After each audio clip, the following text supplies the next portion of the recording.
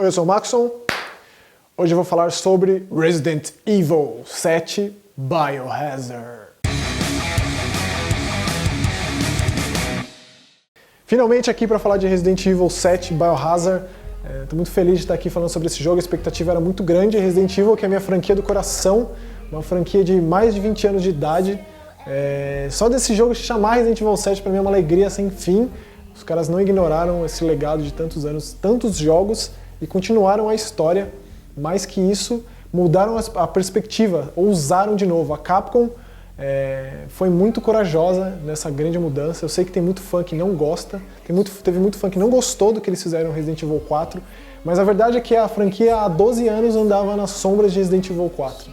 Com essa perspectiva over the shoulder, com essa proposta mais de mistura de gêneros, trazendo co-op, trazendo vários elementos de muitos jogos para uma franquia que começou com um terror. É sempre bom lembrar que o Resident Evil, o primeiro de 96, o classicaço, ele popularizou o terror como gênero de videogame mesmo.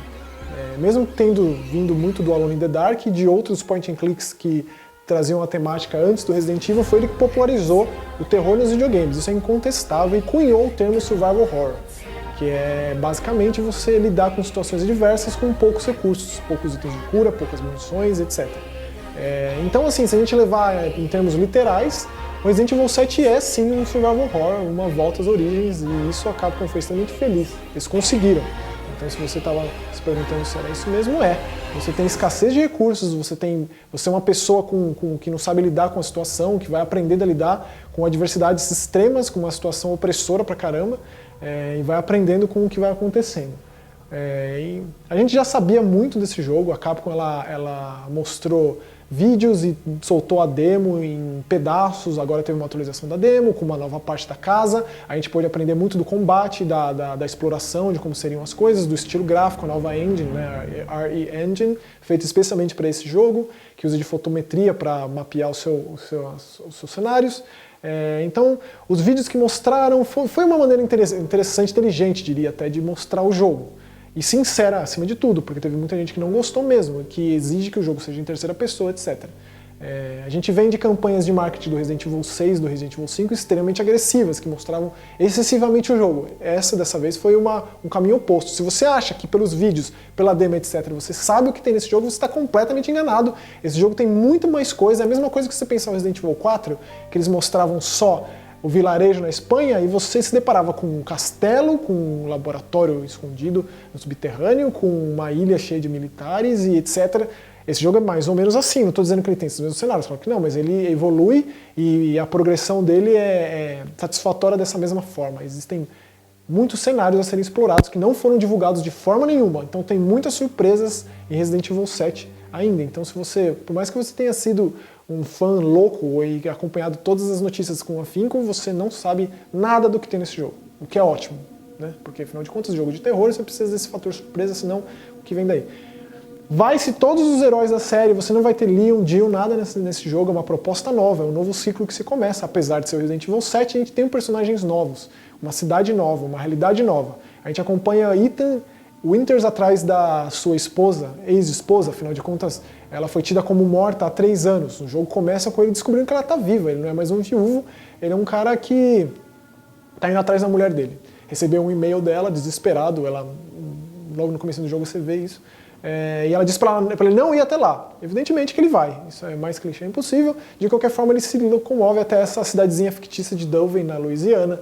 E também é o primeiro Resident Evil que traz uma cidade que existe, né? Tipo, por mais que Dulvey seja uma cidade fictícia, se passa em Louisiana. Eles citam um estado dos Estados Unidos. Normalmente Resident se fala muito dos países, na China, leste europeu, nos Estados Unidos, não necessariamente de um estado. Então, Louisiana é um estado característico pelas suas regiões pantanosas e muito envolvimento com religião do Haiti, da América Central e tal. E quando ele chega lá, ele se depara com a fazenda, né, a casa de uma família, e eles são muito regionalistas, muito possessivos com sua propriedade. Então, ele conhece os Bakers da pior forma possível, posso dizer. E esses caras, eles lembram muito uma saga elétrica, isso é incontestável. Esse jogo você vai pegando inúmeras referências de muitos filmes de terror. O Masashika Kawata, que é o produtor, ele é assumidamente um fã de Evil Dead. O time de produção desse jogo certamente já assistiu muitos filmes de terror, já jogou muitos jogos de terror. Então esse é o que mais chama atenção. Quando eles liberaram aquela primeira imagem da família, aquele vídeo já clássico do nosso protagonista tendo um jantar nada amistoso com os Bakers, conhecendo o Jack, Lucas, a Margaret, aquela senhora na cadeira de rosa mais ao lado, é impossível não pensar em Massacre da Serra Elétrica. Tipo, Massacre da Serra Elétrica é um dos maiores filmes de terror de todos os tempos, então que referência maravilhosa, não é mesmo? De qualquer forma, esse jogo ele te coloca nessa situação como um personagem comum. Resident Evil a gente está acostumado a jogar com soldados, com altos treinamentos, até mesmo a Claire, que era uma civil, ela sofre... Ela evolui na série, ela enfrenta essas adversidades, ela precisa aprender a manusear armas. O Ethan, ele também é mais ou menos essa mesma ideia, mas mais do que qualquer outro ponto da série, a gente vê um personagem normal reagindo a uma excepcionalidade, uma situação extremamente excepcional. E é muito mesmo, assim. Esse jogo ele é um dos mais assustadores da franquia em alguns sentidos. Então, ele não abandona o aspecto gore, na real ele traz de volta como foco, né? O Resident Evil 4 foi o último de verdade grotesco, assim, com desmembramentos, decapitações e coisas do tipo. Esse jogo ele é o mais grotesco, e isso é muito graças à engine dele. Essa engine ela é oscilante, falando um pouco dos gráficos, tem partes realmente muito bem feitas e que impressionam, e tem partes que nem tanto. Esse é o problema desse Uncanny Valley que se gera, quando o realismo vai sendo alcançado cada vez mais, não é fácil lidar. E esse jogo, infelizmente, ele sofre desse mal.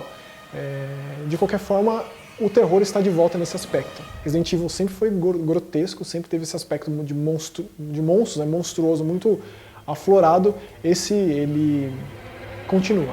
Até mesmo Resident Evil 6 foi um que gerou muita polêmica, muita gente não gosta.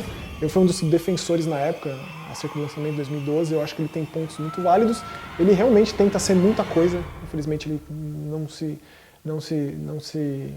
sai bem em muitas delas, né? Não dá para agradar todo mundo, mas o Resident Evil 7 ele aprende muito com esse último jogo. O último grande jogo da franquia foi em 2012. Resident Evil teve outros grandes jogos, teve o Revelations, né, mas não numerado. Quando eu digo grande, eu digo da franquia, esse é o Resident Evil 7. O Revelations 2 saiu faz pouco tempo, foi o mais recente. Ignoremos o Umbrella Corps, afinal de contas aquilo é um lixo completo, mas o Revelations 2 ele foi bom. A série Revelations ela se sobressaiu no meio de uma franquia em busca de sua identidade, digamos assim. O Resident tentou agradar muita gente, viu que não era esse o caminho, o Revelations fez o meio termo ali muito bem feito. Ele tinha a perspectiva do Resident Evil 4, mas o terror era uma coisa mais intimista, antigo. Esse aqui é mais ainda. O Bastian Kawata também disse em entrevistas que dessa vez é mais close and personal, é mais realmente você se sente na pele do cara e a perspectiva conversa com isso. A mudança drástica, extrema, é justamente essa câmera em primeira pessoa. Não é a primeira vez que Resident Evil é em primeira pessoa, a gente tem outros exemplos. Começar lá no PlayStation 1 com Survivor, que é um jogo que eu acho abominável, apesar de ser canon e ter uma história que é importante para a franquia, eu acho um jogo muito fraco. A sub-franquia Chronicles com Umbrella e Darkseid são jogos muito bons no esquema House of the Dead, né, on Rails, mas é spin-off, então ele reconta fatos, mas é bem interessante, gosto muito, inclusive eu acho que é um dos on Rails, shooter on rail, com mais conteúdo, mais gostoso, mais legal de jogar. Esse jogo não, ele é um primeira pessoa mesmo, assim, e não daria pra chamar de FPS, apesar de ter combate, o combate ser importante. E eu digo isso especialmente porque a gente vem de uma leva muito rica de jogos de terror em primeira pessoa. O Amnesia, em 2010, ele alcançou um sucesso absurdo e meio que pavimentou esse caminho que o terror seguiria e continua seguindo. Mas é engraçado citar que muitos desses jogos não têm o combate que o Resident Evil faz questão de ter. O Amnesia aprendeu muito com os jogos passados, da empresa Frictional, que eu sou bastante fã. Os Penumbra, o primeiro deles, apresentava combate, era um combate bem fraco. Se o Amnesia tivesse isso, certamente não teria uma fração do que fez de sucesso. Então eles foram espertos nesse sentido. Muitos jogos de terror, como The Park, o Amnesia, o A Machine for Pigs, o Outlast, eles usam da perspectiva em primeira pessoa, e esses são os mais importantes. Existem muitos jogos mesmo de terror em primeira pessoa, uma quantidade absurda de porcarias que tem saído.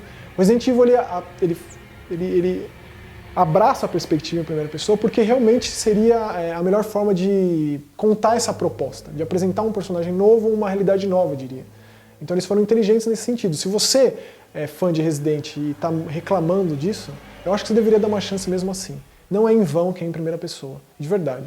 É a primeira vez que a gente se sente na pele de um personagem que está passando pela primeira vez por uma situação dessa. Um cara que talvez ele já tenha cruzado com alguma anomalia biológica por aí, afinal ele vive no mundo de Resident Evil, depois de tudo que aconteceu, ele certamente viu alguma coisa dessas, mas nunca encarou de frente um terror desses. Isso é muito legal. A família, ela é de extrema importância, mas o grande foco desse jogo é a casa. A casa voltou a ser o personagem principal. Você vai decorar essa casa, todos os cômodos, os cantinhos escondidos, você vai querer explorar cada cantinho deles para encontrar itens especiais, para você encontrar menções da franquia. São tímidas, mas elas existem, seja num file, num arquivo de jornal, ou na capa de um livro de quem escreveu aquele livro. Existem menções à franquia, assim. Isso é muito legal de procurar. Eu gostaria que tivesse mais, na real, mas é de uma forma tímida, porém, para fazer os fãs se sentirem acolhidos. E tipo, caramba, 20 anos que eu jogo Resident Evil, é legal você sacar esse tipo de coisa, de verdade. E as homenagens vêm também nisso, mas vêm também de outras formas, tipo os barulhinhos de alguns menus remeteram ao Resident Evil 2. O baú voltou, e isso é uma coisa muito importante do gameplay, porque o inventário é extremamente limitado e você precisa pensar bem nas coisas que você carrega com você. Existem poucas armas de fogo, mas elas são importantes e têm pesos e medidas para determinados inimigos. A família Baker, ela é o antagonista principal, mas existem outros monstros, existe uma outra ameaça biológica atrás de fungos e mofo, que é bem legal. Você vai aprendendo mais dela, é uma história completa, você entende bastante, por mais que o final tenha me deixado um pouco com raiva, porque eu não entendi muito bem não saquei aquilo e tipo, eu preciso sacar o que é aquilo, preciso entender totalmente o que é aquilo. Voltou a ter mais de um final, que também é uma característica que não tinha na série há tempos. Eu acho que o Code Verônica já era um final, o Resident Evil 4 já era um final, de qualquer forma esse tem mais. E especialmente os puzzles. Uma coisa muito importante dos Resident Evil antigo eram os quebra-cabeças. Quebra-cabeças difíceis, que especialmente no primeirão lá, o remake trouxe isso. O Resident Evil 0 tem quebra-cabeças muito bons, o Code Verônica também. Então nesse jogo você tem que prestar muita atenção para resolver quebra-cabeças difíceis e que exigem um backtracking muito convidativo e que remete ao Resident Evil antigo. Então por mais que eu tenha dito que ele faz menção e faz uso, e isso é evidente, de tantos artifícios do terror desses últimos 6 anos, diria, ele é muito familiar ao mesmo tempo. Isso gera um sentimento bizarro, que é difícil de lidar. É uma mistura do antigo com o novo, gerando alguma coisa que eu nunca tinha sentido antes, na verdade. Assim, por mais que eu acompanhe várias franquias já há muitos anos, o Resident Evil fez eu sentir, esse novo Resident Evil fez eu sentir uma coisa que eu não tinha sentido antes com relação a alguma franquia. E isso é extremamente válido, pelo menos. Isso é uma característica muito particular para mim. Essa mistura de quebra-cabeças muito legais que misturam você ter que prestar atenção no cenário, com ter que ler muito os files e prestar atenção nisso, e meio que decorar mentalmente, usar muito o mapa, é muito interessante quando atrelado ao lance do baú, com as salas de save, aquela música tranquila, putz, agora eu posso descansar. E inventário limitado, com pouco de munição, poucas munições, poucos itens de cura, um esquema simples e funcional de você misturar agentes químicos com a sua ervinha e criar uma nova substância de cura, ou então a pólvora, que é um elemento do Resident Evil 3, de volta aí de uma forma não tão sobressalente, mas está aí, criando uns itens que faz com que a sua jogatina seja muito própria, é também interessante. Numa perspectiva em primeira pessoa, com um personagem que a gente nunca ouviu falar, numa realidade muito nova para a série, enquanto convidativa. Isso é muito legal, essa mistura muito louca. E assim, sendo extremamente crítico com esse jogo, eu preciso dizer algumas coisas que me irritaram profundamente, como por exemplo, esse meio termo entre um protagonista em primeira pessoa que tem peso e você vê o seu corpo e uma câmera flutuante, uma mistura de Outlast com BioShock, quando você vê seu personagem agindo às vezes, como por exemplo usando um alicate para cortar uma corrente num armário, e você não vê esse mesmo personagem abrindo uma porta com uma chave. Esse tipo de imersão quebra algumas coisas. E quebra momentos tensos, como por exemplo de você abrir um alçapão e se esconder embaixo da casa enquanto o Jack ou alguém vem atrás de você. E seria legal você ver esse personagem fazendo essas coisas. Infelizmente isso não existe. Mas por outro lado, a exploração do cenário ela é exigente, ela exige muito de você porque os itens não brilham, que era uma característica lá de trás dos itens de cenário pré-renderizado para terem destaque, e depois isso meio que se manteve. Os itens não brilham nesse jogo, você precisa chegar perto para que você seja mostrado de um item interativo. Isso é muito legal. Você encontra coisas muito escondidas, uma pólvora escondida ali atrás do sofá, ou então outros aspectos mais videogame de ser. Os jogos de terror, eles vão contra essa proposta de videogame, eles são até meio anti-jogo em muitas ideias. O The Park é um belo exemplo disso, Among the Sleep, até certo ponto. Mas o Resident Evil, ele é videogame demais em certos aspectos, como por exemplo, você evoluir o seu personagem com seringas que aumentam a sua energia, ou então encontrar moedas antigas que você coloca em gaiolinhas para conseguir uma arma mais forte. E eu acho isso totalmente desnecessário, abrir a mão facilmente nesse tipo de coisa. É um aspecto videogame demais, enquanto, por outro lado, a gente tem chefões de fase, digamos assim, que são extremamente bons e das melhores batalhas que a série já viu. Então, assim, reforça esse sentimento novo que Resident Evil 7 me trouxe, uma mistura de velho com novo, de uma forma que eu, pelo menos, nunca tinha experimentado. Eu tinha muitos receios, mas eu acreditava muito nesse terror de VHS, esse terror da fita mesmo, essa proposta de um jogo que se passa em 2016, 2017, no final de 2016 por conta das fitas, e que tem coisas antigas, um videocassete, por exemplo, uma casa com tradições velhas, ao mesmo tempo que é uma coisa biológica, que você tem um relógio que marca seus batimentos cardíacos e mostra sua condição física, ou esse estudo de um vírus bizarro e por aí vai. Essa mistura, em todos os aspectos do jogo, trouxeram para mim um sentimento de que a Capcom conseguiu, eles foram bem sucedidos. Não foi tão revolucionário quanto o Resident Evil 4, não é tão excepcional quanto o Resident Evil 4, não é tão excepcional quanto em 96 ou em 2002, quando saiu o remake, mas é muito ousado e corajoso. Então eu parabenizo demais a Capcom, o Nakanishi, que é o diretor desse jogo mesmo, do Revelations, o Masahito Kawata, toda a equipe de produção, o envolvimento do Richard Purcell, que é o roteirista do Spec Ops The Line, da série Fear. Ele não foi de fato roteirista, mas ele ajudou, ele foi um consultor para que eles tivessem esse entendimento do Ocidente, sendo um japonês que escreveu.